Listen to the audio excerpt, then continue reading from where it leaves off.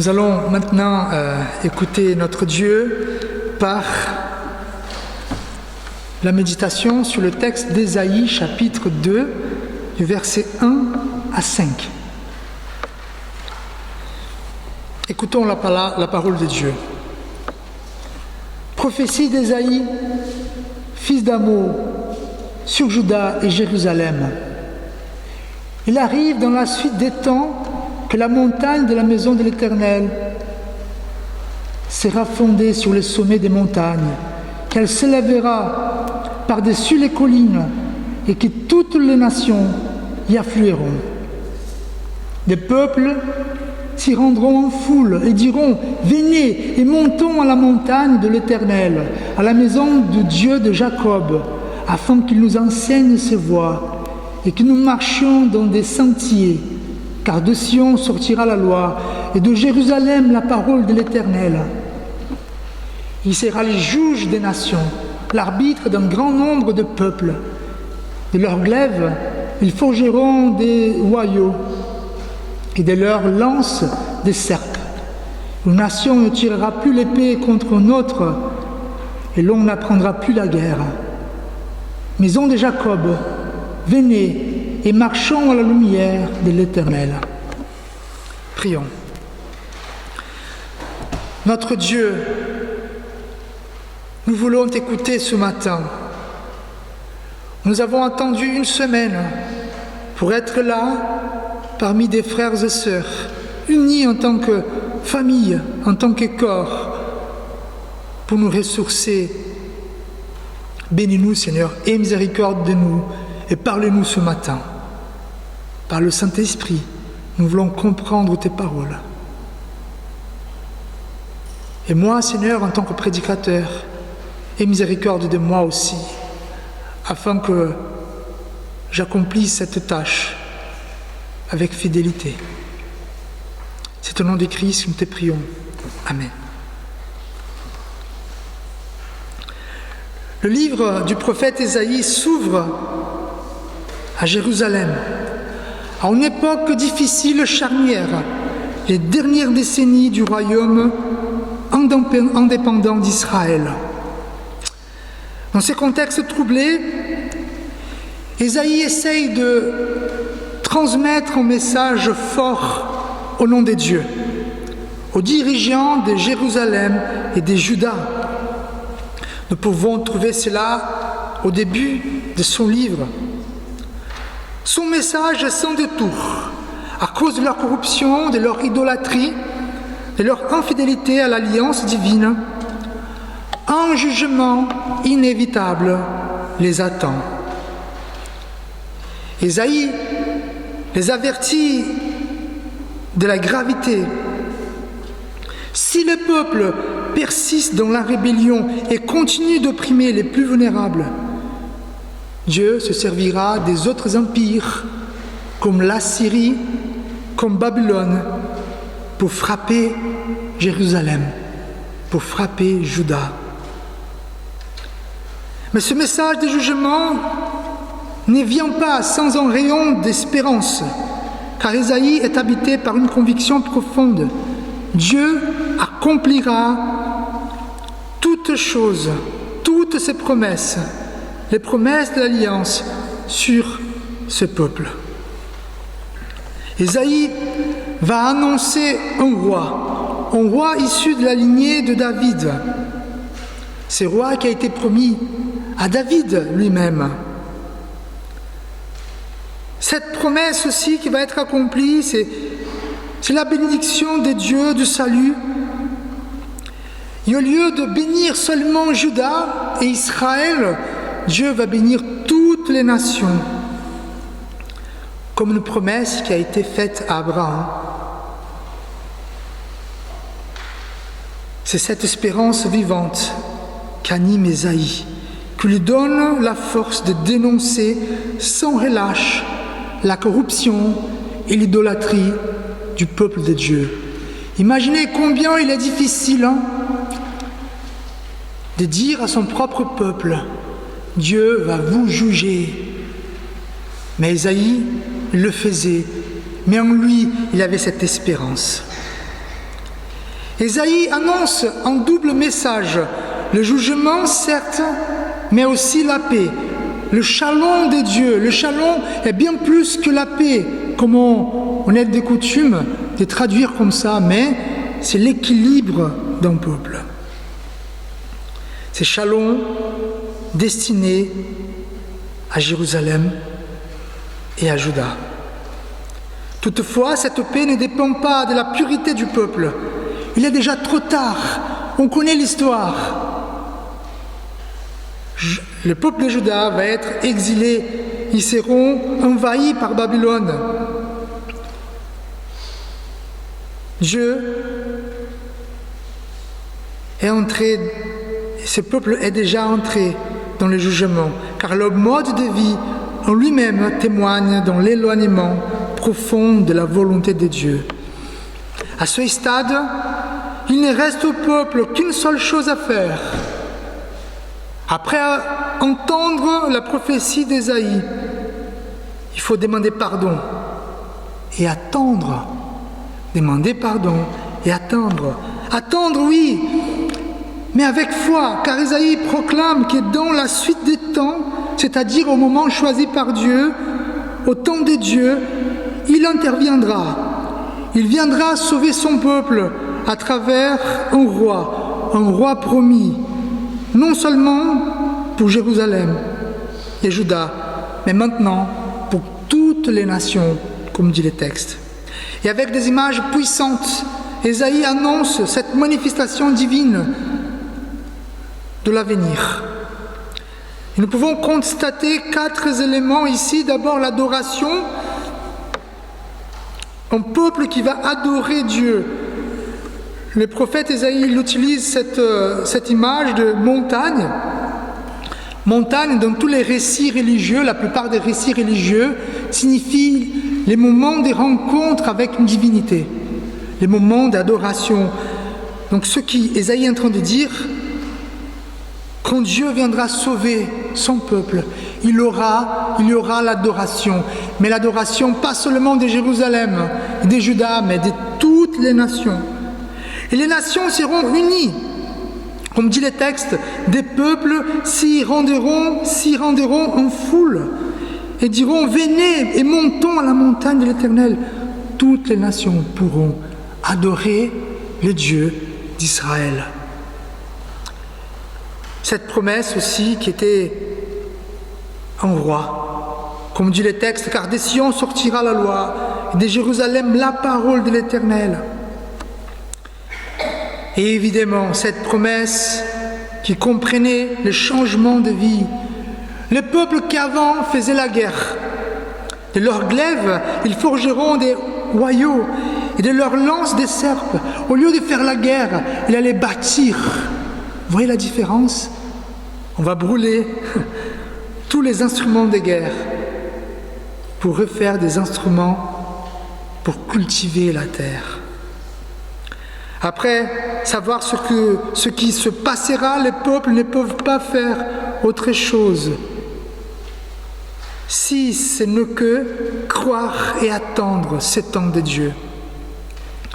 Mais attention, Ésaïe ne parle pas d'une attente passive, bien au contraire, c'est une attente active, une attente qui appelle à la sainteté, à la pureté, à une vie éclairée par la lumière de Dieu. C'est pour ça qu'il dit « Venez, marchons dans la lumière ». Ainsi, les peuples de Dieu, ceux qui aiment Yahvé, sont appelés à croire d'abord pour pouvoir attendre pleinement et ainsi marcher dans la lumière. Comment nommer cette dynamique où l'on croit d'abord, où l'on attend et où l'on marche dans la lumière? Croire, attendre et marcher dans la lumière, on peut appeler cela l'espérance. L'espérance, frères et sœurs. Et nous sommes bénis, car aujourd'hui, ces promesses qui ont été évoquées par Ésaïe, ces promesses ont été accomplies. Comme nous pouvons constater par les Nouveaux Testaments. Vous savez, l'adoration, les nations unies, le roi et les changements de vie, cela a été accompli. Et pour vous montrer, pour vous prouver la véracité de l'accomplissement de cette prophétie, lisons cette petite histoire racontée par Luc, l'histoire de Siméon. Et voici, Luc chapitre 2, verset 25. Et voici, il y avait à Jérusalem un homme appelé Siméon. Cet homme était juste et pieux. Il attendait la consolation d'Israël. Et l'Esprit Saint était sur lui. Il avait été divinement averti par le Saint-Esprit qu'il ne mourrait point avant d'avoir vu le Christ du Seigneur, le Messie. Il vint au temple, poussé par l'Esprit, et comme les parents de qui? De Jésus, apportaient le petit enfant Jésus pour accomplir à son égard ce qu'ordonnait la loi, il reçut dans ses bras Jésus-Christ. Il bénit Dieu et dit: maintenant, Seigneur, tu laisses ton serviteur s'en aller en paix, selon ta parole, car mes yeux ont vu ton salut que tu as préparé devant tous les peuples. Voici la nation. La lumière pour éclairer les nations et la gloire d'Israël, ton peuple. Vous voyez, la promesse d'Ésaïe est accomplie en Jésus-Christ depuis qu'il était tout petit. Jésus est l'accomplissement vivant de la promesse annoncée par Ésaïe. Aujourd'hui, grâce à lui, chacun ici peut adorer Dieu en esprit et en vérité, non plus dans un temple fait par des pierres, ni à travers des sacrifices sanglants, mais dans la relation vivante, directe avec le Dieu vivant. Le monde entier est désormais appelé. L'Église, c'est notre Église universelle, ouverte à toutes les nations, à tous les peuples. Et nous avons un roi, le roi Jésus qui règne. Notre roi Jésus a parfaitement accompli la loi de Dieu. Il est la parole qui se fait chair. Il reviendra un jour pour juger les vivants et les morts. Oui, la prophétie d'Ésaïe a été accomplie en Jésus-Christ. Et plus encore, Jésus nous a envoyé le Saint-Esprit. Par lui, nos cœurs de pierre ont été changés en cœurs de chair. Par lui, nous pouvons désormais marcher dans la lumière, vivre d'une manière digne de l'appel que nous avons reçu. Peut-être, dans votre cœur, frères et sœurs, vous croyez à tout ce que je viens de dire. Fabio, nous croyons. La prophétie est accomplie. Mais malgré cela, vous avez du mal à vivre cette promesse pleinement. Parce que la vie est dure. Oui, elle ne nous épargne pas. Elle nous bouscule. Elle nous fatigue. Alors vous demandez, où est la paix? Où est le shalom de Dieu qui a été accompli? Et pourtant, frères et sœurs, le royaume de Dieu est réel, mais il est d'abord spirituel. Voici ce que dit Jésus-Christ en répondant à un pharisien. Le royaume de Dieu ne vient pas de manière à frapper tous les regards. On ne dira point, il est ici, ou il est là, car voici le royaume de Dieu est au milieu de vous. Le royaume de Dieu est déjà là, mais pas encore. Pourquoi? Parce qu'ainsi comme Jésus et ses apôtres, ils nous ont parlé du ciel, du paradis, de la nouvelle Jérusalem qui va venir, un lieu où toutes les souffrances disparaîtront, où il n'y aura plus ni larmes, ni cris, ni deuil, ni douleur, un lieu où Dieu essuyera chaque larme de nos yeux. C'est là notre espérance.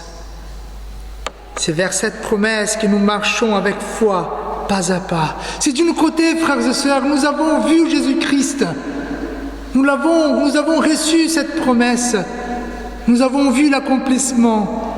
Jésus nous donne une autre promesse pour croire et pour espérer. La Bible nous raconte l'histoire du salut en Jésus-Christ. Et cette histoire, elle n'est pas encore achevée. Nous ne sommes pas à la fin. Mais nous sommes tout près. Nous sommes dans la dernière étape du chemin. Nous sommes au dernier chapitre de ce livre. Il ne manque plus qu'une seule chose, le retour glorieux du Christ. Et comme au temps d'Ésaïe, nous sommes appelés à attendre. Mais notre attente est différente, car nous avons le roi avec nous. Et pourquoi? Pourquoi nous devons attendre? Jésus est déjà venu, parce qu'il est avec nous, parce qu'il ne nous laisse pas seuls, il nous a donné le Saint-Esprit, et donc notre attente n'est plus comme celle du peuple d'autrefois. Nous attendons avec Jésus-Christ. Et comme le peuple du temps d'Ésaïe, nous sommes nous aussi appelés à attendre, non pas dans la passivité, non, mais dans l'activité. Nous sommes appelés à une attente active, en marchant dans la lumière, autrement dit, en faisant la volonté de Jésus chaque jour. Comme dit l'apôtre Pierre, mais nous attendons selon sa promesse de nouveaux cieux et une nouvelle terre où la justice habitera. C'est pourquoi, bien-aimés, en attendant ces choses, appliquez-vous à être trouvés par lui sans tache et irrépréhensibles dans la paix. Et oui, frères et sœurs, je me répète, mais pas pour le peuple de Jérusalem, mais pour nous aujourd'hui, le peuple de Dieu. Ceux qui aiment Yahvé sont appelés à croire pour pouvoir attendre pleinement et ainsi marcher dans la lumière. Et cette dynamique de croire, attendre et marcher dans la lumière s'appelle l'espérance. Donc frères et sœurs, nous sommes appelés aussi à l'espérance. À notre époque, il est essentiel de distinguer ce qui est vraiment l'espérance et ce qui ne l'est pas. Car ces beaux mots, espérance, est parfois utilisé comme un gris-gris, comme une amulette magique qu'on sort pour encourager les autres, quand au fond, on ne sait pas vraiment quoi dire. Ça va pas chez vous? C'est pas grave, un peu d'espérance, un peu d'espoir. Non! L'espoir, on pourrait définir comme ça, l'espoir, c'est l'espérance comme un sentiment qui est présent chez l'homme, mais aussi chez les animaux. Par exemple, un chien de chasse qui poursuit un lapin espère l'atteindre malgré les obstacles. C'est un élan, cet espoir, cette espérance comme sentiment, un instinct, une émotion motivante. Je peux y arriver. Par exemple, quand les jeunes disent « je vais étudier pour avoir mon bac. Je vais étudier parce que j'espère avoir mon bac. » Mais ce n'est pas cela l'espérance chrétienne. Cette espérance-là, cet espoir humaine basé sur nos forces mène souvent à la désillusion. Elle repose sur l'illusion de la performance. Si je fais ça, je vais arriver. Elle repose sur l'illusion du pensée positif. Si j'ai des bonnes pensées, ça va y arriver. Or, elle ne sauve pas. Et nous parlons de l'espérance chrétienne, plutôt une vertu surnaturelle. Une vertu qu'on appelle, selon la théologie, vertu théologale. Ça veut dire, ça ne vient pas de nous, ça vient de Dieu seulement. Cette espérance, elle ne dit pas « je vais y arriver », mais plutôt « je crois que Dieu m'a promis la grâce et j'espère en lui seul ». Elle ne repose pas sur nos capacités, mais sur la fidélité de Dieu. Elle naît d'une foi vive, d'une conviction profonde que sans un sauveur, nous ne pouvons rien. Et cette vertu se manifeste quand on désespère de soi-même. Oui, il faut parfois toucher le fond, reconnaître notre impuissance pour laisser la place à la puissance de Dieu. La vertu de l'espérance, cette espérance chrétienne, est infusée par Dieu. Elle est un don gratuit comme la foi. On ne peut et doit y coopérer, mais on ne peut rien. Elle vient de Dieu. Elle a grandi en contemplant notre misère, mais en nous appuyant sur la miséricorde divine de notre Dieu. Ceux qui ont vécu très près de Jésus le savent bien. J'utilise ici l'exemple de Sainte Thérèse de Lisieux. Dans sa petite voix, ses écrits, elle a décrit d'une façon très magnifique cette dynamique dans son image des loiselets aux ailes mouillées, incapable de voler, qui attend que l'aigle divin, le Christ, vienne le chercher. Et voilà l'espérance. Je ne peux rien. Je ne peux rien pour croire, je ne peux rien pour comprendre Dieu, je ne peux rien faire pour avancer, mais Dieu peut me donner cette espérance. L'espérance n'est pas une méthode psychologique, ni un coup de motivation temporaire, elle est un acte formé de la volonté. Je crois que Dieu m'aime et qu'il veut me sanctifier, et j'espère qu'il me donnera la grâce d'aimer. Quand on sait ce qu'est l'espérance, nous pouvons conclure que dans ce temps d'attente, nous ne pouvons pas voler jusqu'à Dieu par nos propres forces. Nous avons des ailes faibles, parfois mouillées par nos péchés, mais nous espérons en celui qui vient, Jésus-Christ, notre Sauveur. Ne nous désespérons pas. Même si nos efforts humains échouent, Dieu vient. Il vient avec des ailes d'aigle pour nous porter sur son dos jusqu'au soleil de son amour. Alors, nous revenons à cette idée d'espérance active et sainte, une espérance vécue dans la lumière pour souligner une autre réalité essentielle à la vie chrétienne. Vivre sans espérance, c'est ouvrir la porte aux ténèbres.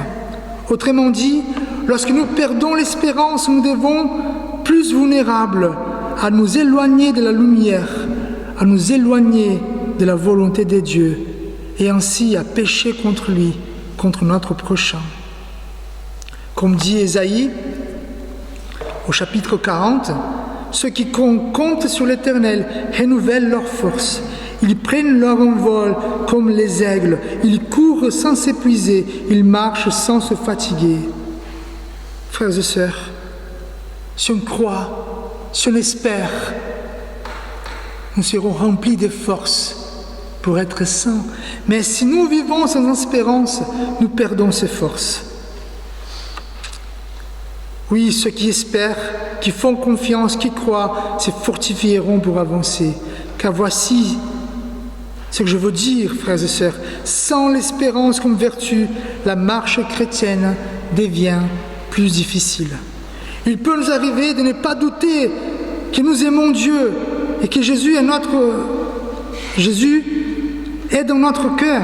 Nous pouvons dire, je crois que Dieu est mon sauveur, je crois que Jésus il existe, je crois en lui.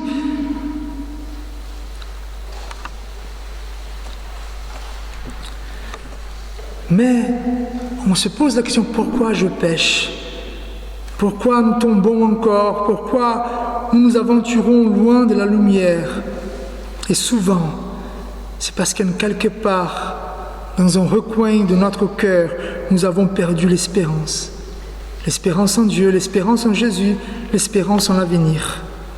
Et alors, nous prêtons l'oreille à des voix qui viennent d'autre part, qui ne viennent pas de Jésus, parce qu'au fond, nous avons commencé à croire davantage à une réalité matérielle, fataliste, sans avenir. Et comment conclure notre méditation aujourd'hui? J'aimerais vous laisser 3 vérités essentielles. D'abord, vous êtes dans un temps d'attente. Nous sommes dans un temps d'attente. Nous devons attendre le ciel, la nouvelle terre. Ne laissez pas ce temps s'échapper dans la distraction attendre, ce n'est pas un hasard, ce n'est pas une perte de temps. C'est un temps voulu par Dieu pour vous préparer, pour vous fortifier votre foi, pour vous façonner à l'image de Jésus. 12e, ne gaspillez pas ce temps d'attente. Ne laissez pas s'échapper dans la distraction, l'indifférence ou le compromis. Utilisez ce temps pour marcher dans la lumière, pas dans votre propre force, mais dans celle du Christ. Que chaque jour soit une occasion pour grandir dans la sainteté, une occasion d'aimer davantage et de vivre selon la volonté de Dieu. Et finalement, renouvelez votre espérance. Oui, par la grâce de Jésus, entretenez-la, comme on ravive un feu qui menace de s'éteindre. Car attendre sans espérance, c'est comme avancer avec un cœur malade. Tôt ou tard, on s'effondre. Mais attendre avec espérance, c'est marcher avec force, avec joie, avec certitude. Car nous savons que celui que nous attendons est fidèle et qu'il reviendra. Et comme dit l'apôtre Pierre, je finis là, béni soit Dieu, le Père de notre Seigneur Jésus-Christ, qui selon sa grande miséricorde nous a régénérés pour une espérance vivante. Oui, frères et sœurs, Dieu nous a sauvés pour une espérance vivante. Alors, croyez, marchez, espérez, et que la lumière de Christ vous accompagne jusqu'au jour de son retour. Amen.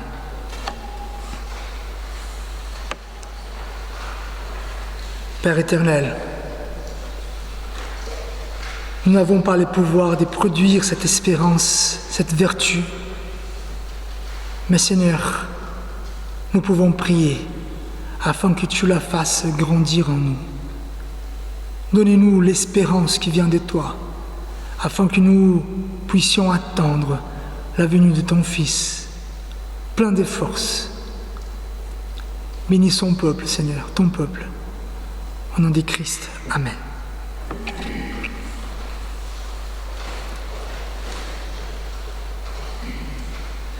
Alors, quelques annonces. Il n'y a pas beaucoup d'annonces. Les annonces de la semaine, là, vendredi, donc c'est noté là, le vendredi 15 août, nous aurons la kermesse de notre paroisse du Mas d'Asile. Donc ça se passera, d'abord c'est la kermesse, mais c'est un jour très spécial pour nous parce que c'est le jour où nous allons célébrer 200 ans du temple du Mas d'Asile. Donc au 15 août, nous avons le culte du bicentenaire du temple à 10h30 ici, et à 12h30 nous aurons le repas, donc mongetade à la mairie. Je pense que vous n'arrivez pas à voir les prix, mais vous avez à l'extérieur une affiche qui est affichée avec les prix pour les adultes et pour les enfants. Donc je vous invite fortement à venir au culte et au repas de la kermesse de notre paroisse. Est-ce qu'il y a d'autres annonces à faire? Non?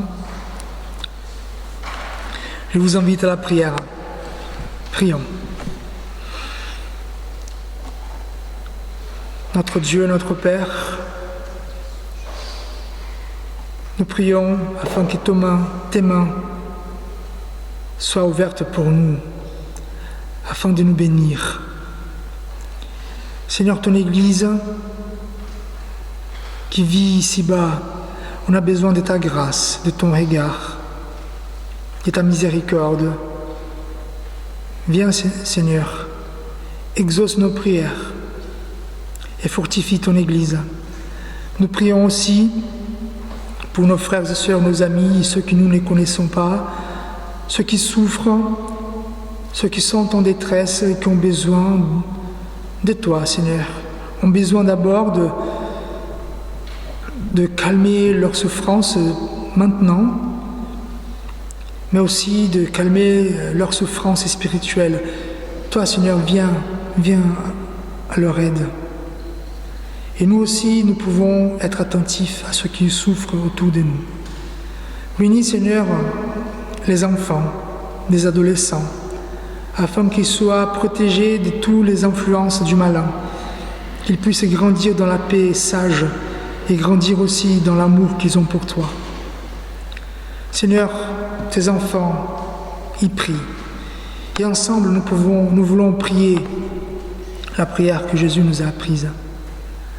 Notre Père qui es aux cieux, que ton nom soit sanctifié, que ton règne vienne, que ta volonté soit faite sur la terre comme au ciel. Donnez-nous aujourd'hui notre pain de ce jour. Pardonnez-nous nos offenses, ainsi que nous pardonnons aussi à ceux qui nous ont offensés. Ne nous laisse pas entrer en tentation, mais délivre-nous du mal, car c'est à toi qu'appartient le règne, la puissance et la gloire pour le siècle des siècles. Amen. Frères et sœurs, selon les paroles de l'apôtre Paul, que le Dieu de l'espérance vous remplisse de toute joie et de toute paix dans la foi, pour que vous débordiez d'espérance par la puissance du Saint-Esprit. Que l'amour de Dieu notre Père, la grâce de Jésus-Christ notre Seigneur, la consolation du Saint-Esprit soient avec vous tous, aujourd'hui et à jamais. Amen.